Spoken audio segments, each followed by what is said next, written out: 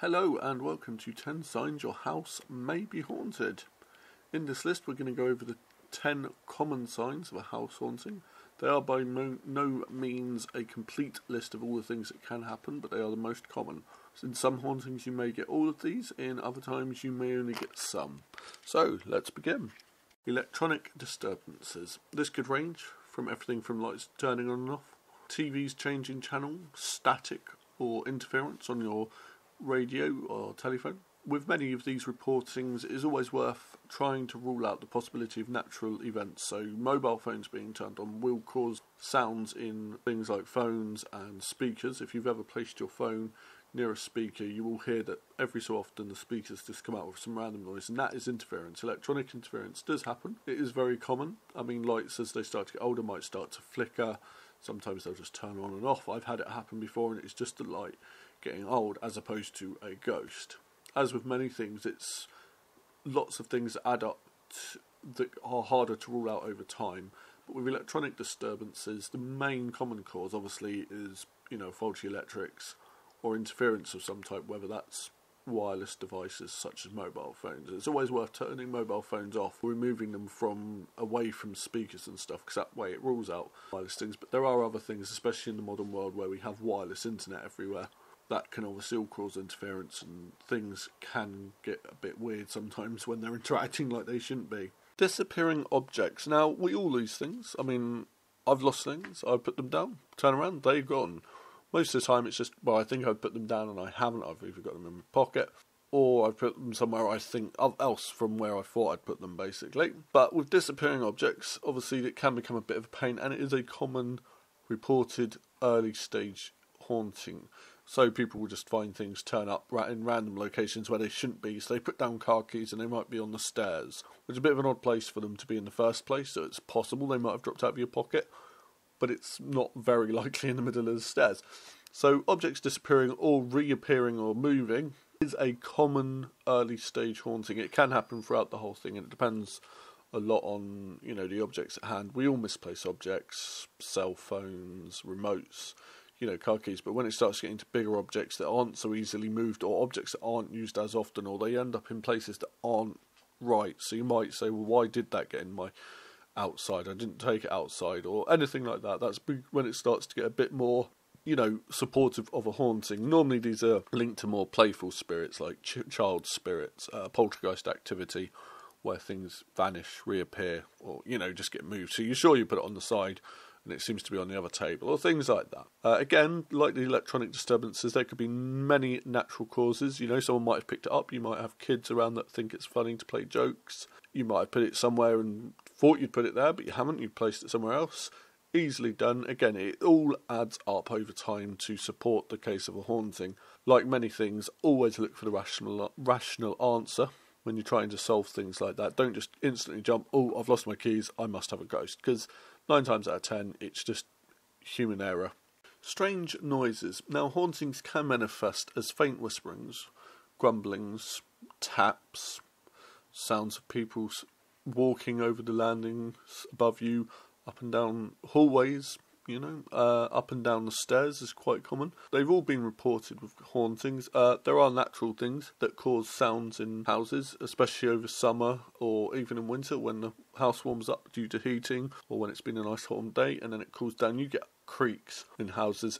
All the houses I've ever lived in, you always get creaks and stuff, and you go, oh, what's that? But the more common ones that are more solid, as opposed to, just the odd creaks that you get in houses and where things start to settle down, are things like footsteps, whispering, grumbles, things that are harder to explain off. But even then, sometimes I've been in houses where we've heard footsteps and it's just the house cooling down. It's how the sound echoes around the house and, how the human ear picks it up can force people to interpret things slightly wrong when you don't hear it quite right, especially if you're a bit worried or, you're already worked up a bit if you think you've got a ghost or something. In most cases, the sound is a very natural cause. caused. So it could be the house creaking, noises outside, maybe you've got a window open, people are walking past, talking. It can come across a bit weird once it gets into the house. It could also come across a bit quiet. The other thing to watch out for is if you have baby monitors and stuff like that. Obviously you may have a baby monitor, someone else up the road has a baby monitor. I've heard this, I know people have reported this time where they hear a baby cry, they go upstairs and their baby's asleep and they still hear it, and it is literally just interference between baby monitors, but they heard that. And other wireless devices can sometimes cause interference and things, and that noise, if it's not in front of you, can hear it, can sound a bit weird from a distance. I guess that ties into the electronic disturbances one that we just covered. But in most cases there is a rational explanation, but again it all builds up to a case of haunting.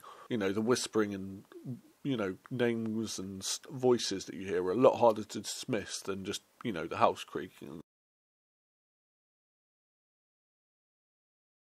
This one here can be a bit more intimidating for people.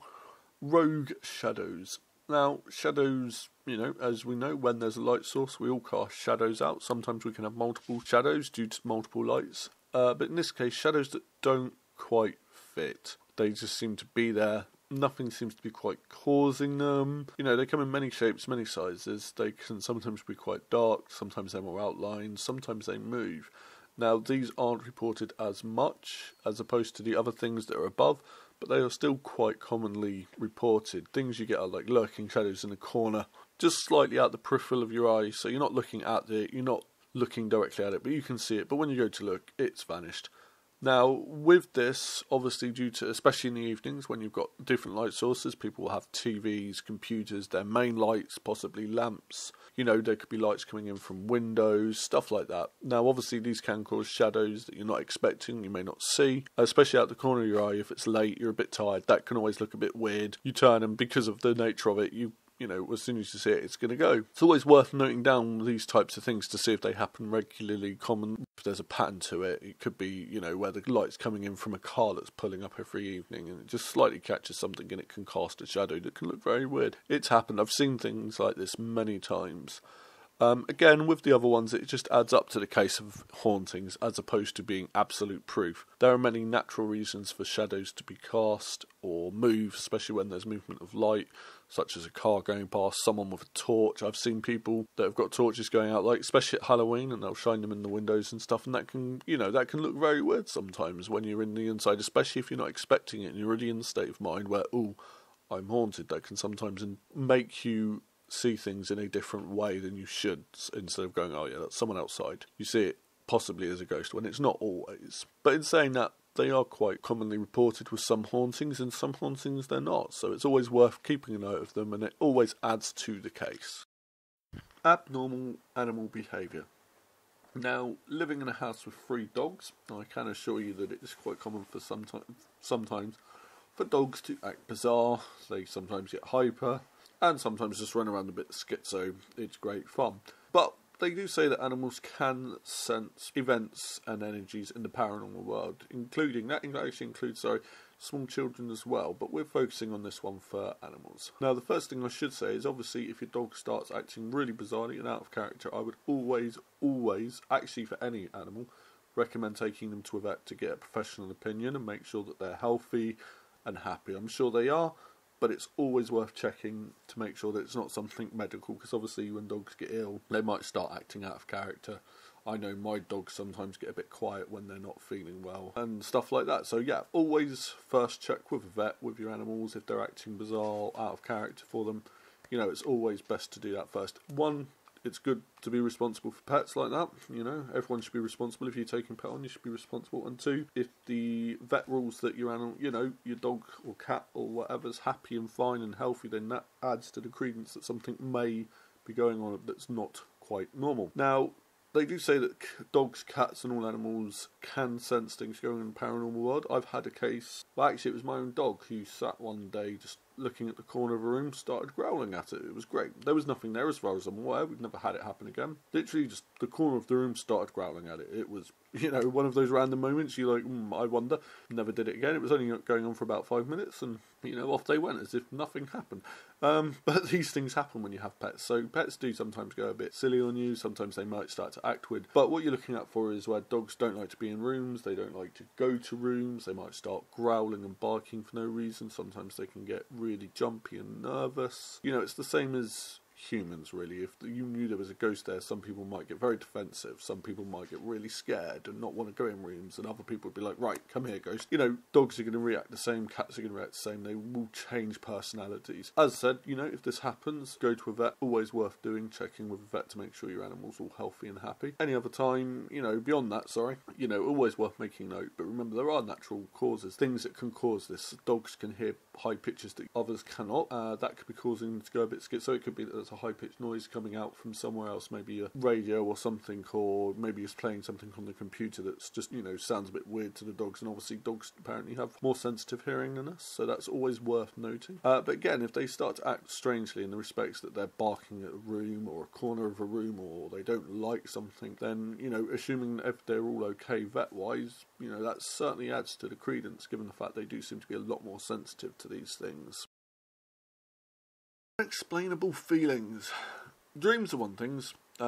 We've always had, you know, in the respects of feeling strange in them, and sometimes when you wake up you're like, oh, you know, that can make you feel weird. But in this case we're talking about things that just, you know, you're walking around in your house, you're having a normal cup of tea, cup of coffee, you know, however you like to spend your evenings and stuff, and then you start to, you know, I'm being watched, or there's someone in the room with you.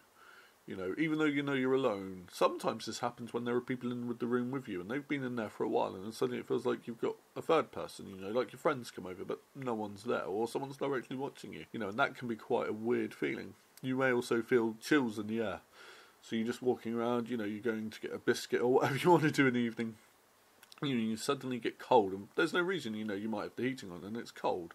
I mean, there are natural reasons for this, and there are many people, I'm sure, will point out many natural events and occurrences within the body that would make you feel that. But it all, you know, as I've stated, all adds up together. So it might be that you get chills, you're feeling very unsettled for some reason. Sometimes it can feel like the hairs on the back of your neck just go up, you know, those types of feelings. Sometimes more interesting cases where people can feel like hands touching them or being hugged, or, you know, someone's gone past them. You know that feeling when someone walks past you but quite close, so you get that feel of a breeze and stuff, things like that. As opposed to, as with anything like this, obviously, you know, make sure you're healthy and happy. If you're not sure, talk to a doctor. You know, got to make sure you take care of yourself over everything else, you know, no matter what you think it is. You know, if you're getting some really weird feelings and stuff, you know, always check with a doctor and make sure that everything's good for you, you know, and that you're happy and healthy in life. Beyond that, it does add credit. You know, a lot of people report that they'll feel things, so they're feeling watched, feeling like someone's walked in the room, sometimes walked in and out of the room, that they get cold spots. Cold spots are a very common one, actually, for haunted houses. Things like that. Pressure changes as well. I don't know if you've ever felt that. Some people are very sensitive to this. I can tell when it's going to rain soon. You just feel it in the air, especially when I'm outside. I can feel it a lot better. But I can sometimes feel pressure changes, and so can other people, and all those things add up. You know, they add up to a case of unexplainable feelings that make no sense. There are obviously rational explanations for most of them, but that doesn't account for all the times, I believe. And, you know, it adds up over time, and it just adds to the whole case.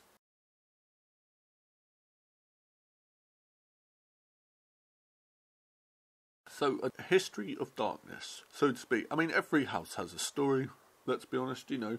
Even if it's a new build, it has a history. The land that it sits on may have history. The area has history. Now, some places obviously are going to have a lot darker history than others. Some, you know, may not know about all the history for a house. It could be a house that's, you know, in England many, many, many years old. It could be even old, you know, it could be hundreds of years old. And you may not know the history. Is it true in saying that older houses are more likely to have ghosts and haunting? I'm open to that one. I don't know if that's true.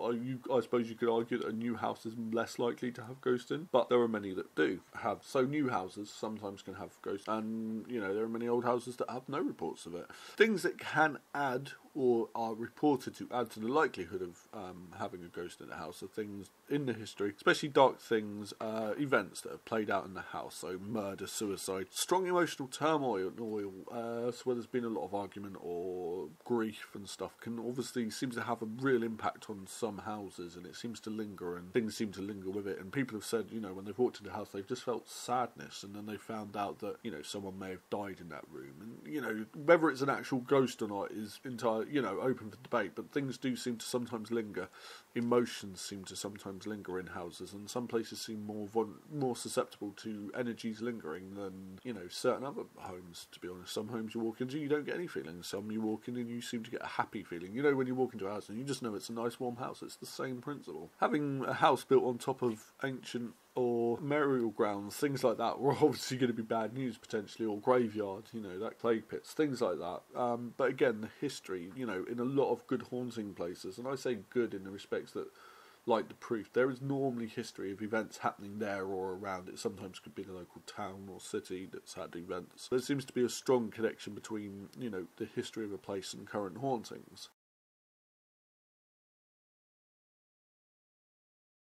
So one that, you know, a lot of people see in movies and stuff, and a lot of people like to think about, is psychokinetic activity, or that's just a fancy word really for moving things around without any visible reason.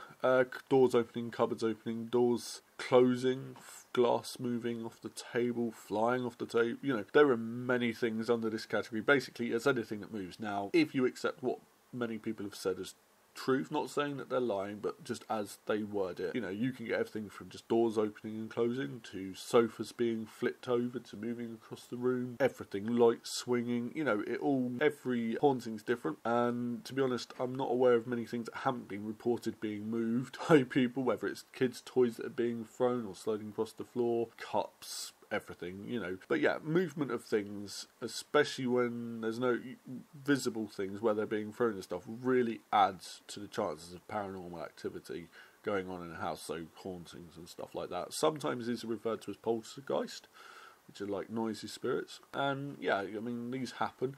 There seems to be a commonality between many of these types of more interesting cases with poltergeists, where they seem to have a curve of activity where it goes quite quickly and then sometimes tapers off or drops off and then builds up again. It's almost as if the ghost or spirit needs to build up the energy, and then for some reason it crashes. Maybe the person's left, maybe the people get used to it. I'm not really sure why. Regarding poltergeists, there is a lot of literature and research regarding poltergeists that I would recommend you go and read. There are a lot of explanations. For example, in many cases there seems to be teenage girls in the house, young teenage girls, and there's a idea that it's linked to them becoming, you know, adults and stuff, and it's to do with psychic energy, and no one really knows. That's part of the interesting thing of paranormal, that we're always researching and learning things. But yeah, with paranormal activity in the respects of objects moving like that, I would highly recommend you go off and do more research. There's many videos, fake videos as well, I'm afraid, on YouTube and other sites, but again, there are some very interesting videos out there, and there's a lot of very interesting research. Not as common like the high movement of things, so things like service, that's a lot less common than movies and Hollywood and TV would have us believe, but it does occasionally happen. Most things are kept to low level things, so cups, saucers, you know, little things, spoons, forks, things like that. Something I did have read about, and quite an interesting thing, is that where there's no other like movement of objects, so it's just a standard haunting, if there's such a phrase as standard, where, you know, people hear things, see things, and they just kind of get on with it. They don't really think about it. But there seems to be a spot in a house. Now, if you put something in that spot, don't like it. Not in an angry way, not in a horrible way. Things get moved from that spot, and it's almost like a circling. It seems to be like an energy portal or something like that. That's how it's been referred to, and they're quite interesting as well. I've never come across one myself personally. If I do, I will definitely let you all know and do a lot of research and videos on it, because if I can find one of those, I would love to do. From the scientist in me, I would love to do a lot of research and find out about those more. But the best way to do that, again, is, you know, in person, doing the research myself. So that would be an interesting future video if I ever get to encounter one of those, because that would be an amazing opportunity. But they do happen, where it just seems to be, sometimes they're big, sometimes they're small. Mediums that have gone into houses have described them as spirit portals. That's where the spirit's getting its energy to keep itself in our world. You know, there's different explanations for them, but they are quite a fascinating thing. Anyway, slightly gone off track there. Back to poltergeists and, you know, movement of objects. They're a lot harder to dismiss when someone's, you know, got 5 witnesses. Let's say they've got 5 credible witnesses that say they saw a book being thrown across the room, or a common one would be a picture on the wall just gets thrown across the room. It's a lot harder to explain. Yes, things fall off walls, that happens. I put things up, and due to my awesome DIY skills, they fall down. That happens. But when it gets thrown across the room, a lot harder to explain. There are many good videos of this, actually, where objects aren't just falling. They're not just, you know, the walls got knocked and they kind of fall off. They are getting thrown with force, and that's a lot harder to kind of brush off. It's a lot harder to go, oh yeah, it's just tricksters. You know, it's really good proof when you have video of that type of thing, or good witnesses. Although in another video we do say about the value of witness statements not being as good as they not as much credit as they should be. Anyway, let's move on to the last one. So the last one here we have in our list, even ghostly apparitions. Well, nothing would say more you're haunted than a ghost appearing in front of you, I suspect. But nonetheless, here we are. So it's a good surefire way to know your house is haunted. You start seeing a full body apparition or something along those lines. Just, you know, appear in front of you, disappear in front of you, walk down the hallway, you know, however you want it. Sometimes just the feet, sometimes the head. You know, they come in many shapes or forms. But it's a good way, you know, to know that your house is haunted. Not as common as you may think, where people get to see the full apparition. People report seeing, like, little things. So they might see someone kind of peeking around the corner, and then when they go to look, there's nothing there. Or, you know, they kind of see the last half a second of someone going into a room. They follow into the room going, thinking it's, you know, like their partner or their kids, you know, or visitors they have at their house. And, you know, no one's there. That's the normal case. But obviously, you know, if you see a full apparition in front of you and it says hi and then vanishes, it's a pretty good sign your house is haunted. You'd be somewhat lucky to see something like that, and I think possibly quite scared. Not scared maybe, but it would be different. I think it would probably, even I would be a bit like, okay, you know, and I'm quite used to not seeing ghosts but dealing with them through paranormal research that I do. But again, you know, apparitions or the appearance of things like that are a very good sign that your house is haunted. You know, sometimes it can just be lights, wisps of light almost, and like mists and stuff like that, but they come in all many shapes and forms. Regarding orbs, we have another video on orbs. Obviously, they're not something people generally see, although there have been some cases they're more seen in photos. But, you know, under all of this, I should talk about orbs, but we do orbs on Orbs and Introduction, which is a very basic introduction. I would highly recommend you view that if you're interested in orbs, and then go off and do your own research. Well, there we have all the common signs of being haunted. I've never been haunted myself, thankfully. I think I probably will be now. You know, but with all of them, you have to give them the correct approach. So, you know, a ghostly apparition appears, that's, yeah, you're haunted, or you've got eyesight problems. But generally you're haunted. But some of the lower key ones, so electronic disturbances, possibly animals acting a bit bizarre, things moving, you know, things not moving per se, because if you see that, something's obviously up, but things like, you know, disappearing and coming back, you know, they all add up over time to add to the case of your house being haunted, you know, but you've all, as always stated, you've got to look for a rational explanation in it. They're always going to be people that say, no, it's wrong, there must be a rational explanation, and I'm not like that, I really am not. I do believe in ghosts and everything paranormal, but I do like to be able to say, I have checked these things, you know. You see something move, the first thing you want to check is make sure that it wasn't just balanced incorrectly or things like that, you know. You want to do your background research, answer the basic questions before you jump to the conclusions of saying ghosts and stuff like that. It's always a good idea, because that way when someone comes at you, and they will, and they say, oh, well, have you checked this? You can say, well, yes, I have. You know, it just adds credit to your case, basically. Anyway, that's enough of me talking for this video. If you like this video, please like and subscribe, and if you've got any comments you'd like to share or any stories of your own hauntings, you know, feel free to add them in the comments, and I'll always read them and always reply back as and where is appropriate. So yeah, have fun and take care out there.